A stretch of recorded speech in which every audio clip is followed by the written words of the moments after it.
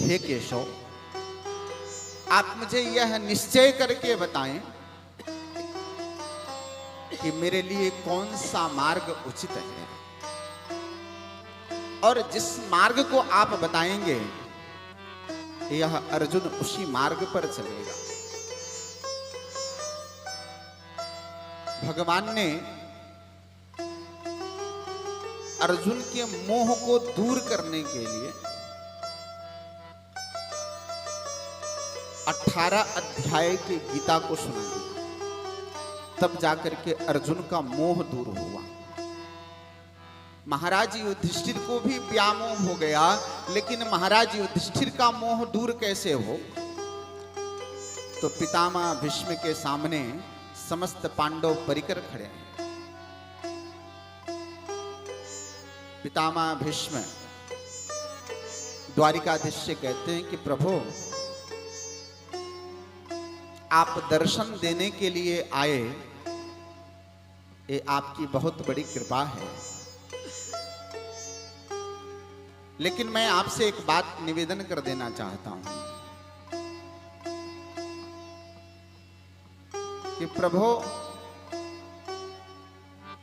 आपका नाम भक्त वत्सल है, आपका नाम गिरिवरधारी है। आपने जब पर्वत को उठाया तो आपका नाम गिरिवरधारी पड़ गया। आप भक्तों की रक्षा करते हैं, इसलिए आपका नाम भक्त वत्सल पड़ गया। आपने प्रहलाद, ध्रुव जैसे भक्तों की आपने रक्षा की, लेकिन उन भक्तों में एक बहुत अच्छा गुण था कि वो सतत आपका भजन करते थे, तो आपने उनकी रक्षा की।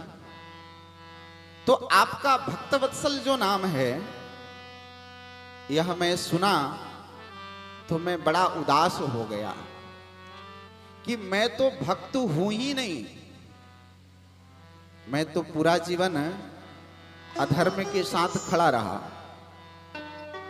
तो मैं मन में विचार करता था कि भगवान तो भक्तों का उद्धार करते हैं, हम जैसों का उद्धार कैसे करेंगे आप? लेकिन प्रभु, जब मैंने सुना कि आपका नाम पतित पावन है, तो मेरे मन में भी यह दृढ़ निश्चय हो गया कि जब आप पतितों को भी पावन बना देते हैं, तो मुझसे ज्यादा इस संसार में पतित कौन होगा? और मैं पतित हूं, इसलिए आज आप दर्शन दे करके मुझे आप पावन बनाने आए हैं। हे ठाकुर, मैं आपकी कृपा का कहां तक वर्णन करूं? प्रभु, महाभारत के युद्ध में मैंने आपकी भक्त वत्सलता देखी। मैं कौरवों के पक्ष से था और आप अर्जुन के रथ पर बैठे थे। जब मेरा आमना सामना जब अर्जुन के सामने हुआ ना, और जब मैं असह्य बाणों का जब प्रयोग कर रहा था, अर्जुन मेरी बाणों को वेग को देख करके घबरा गया। आप अर्जुन के रथ पर सारथी बनकर के बैठे हुए हैं और आप अर्जुन से बार बार कहते कि अर्जुन, तुम बाण चलाओ, तुम पितामह के बाणों से मत डरो। मैं यह जानता हूं कि तुम्हारे पास इतने सामर्थ्यशाली बाण हैं कि हजारों पितामह खड़े हो जाएं, फिर भी तुम्हारा कुछ नहीं बिगाड़ सकते। लेकिन फिर भी अर्जुन कांप रहा था, डर रहा था, भयभीत था। इतना ही नहीं, मैंने अपने बाणों से अर्जुन को घायल तो किया ही किया, मैंने आपको भी नहीं छोड़ा।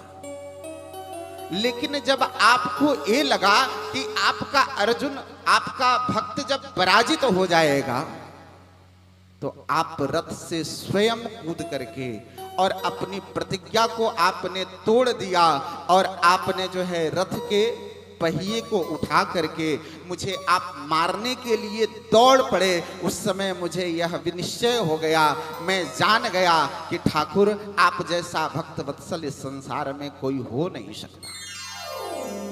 मैं ये भी जानता हूं प्रभु, क्योंकि आप अपने भक्त की प्रतिज्ञा की रक्षा करने के लिए ठाकुर आपने अपनी प्रतिज्ञा तोड़ दी। आपने भी एक प्रतिज्ञा की थी कि युद्ध में मैं अस्त्र शस्त्र नहीं उठाऊंगा, और प्रतिज्ञा मैंने भी की थी कि मैं आपसे अस्त्र शस्त्र उठवा करके ही रहूंगा, और आप मेरी प्रतिज्ञा की बचाने के लिए, आप मेरी प्रतिज्ञा की लाज रखने के लिए, हे द्वारिकाधीश, आपने अपनी प्रतिज्ञा तोड़ दी। हे ठाकुर, मैं आपकी कहां तक कृपा का बखान करूं? मेरी एक अभिलाषा है आपके चरणों में, मैं आपसे निवेदन कर देना चाहता हूं। हे ठाकुर, जब आपको अर्जुन महाभारत के युद्ध में जब आदेश देता था, सेनयोरुभयोर मध्ये रथम स्थापयमेच्युत, आप अर्जुन के आदेश का पालन करते हैं। आप तो समस्त ब्रह्मांड के नायक हैं, लेकिन आप भक्त वत्सलता के सूत्र में बंध करके, आप प्रेम के धागे में बंध करके, और आप अर्जुन के रथ पर बैठ करके, आप उसके सारथी बन करके, आप उसके रथ को हाँक रहे हैं। यहां तक केवल रथ ही नहीं हाँकते, आप अर्जुन जैसा कहता वैसा आप मानते। हे ठाकुर, ये आपकी अद्भुत कृपा है कि आप जिससे संबंध बना लेते हैं, जिसको आप अपना मान लेते हैं, आप जिसका हाथ पकड़ लेते हैं, ठाकुर जीवन की तमाम विपरीत परिस्थितियां आ जाएं, लेकिन ठाकुर आप उसका हाथ छोड़ते नहीं हैं। हे प्रभु,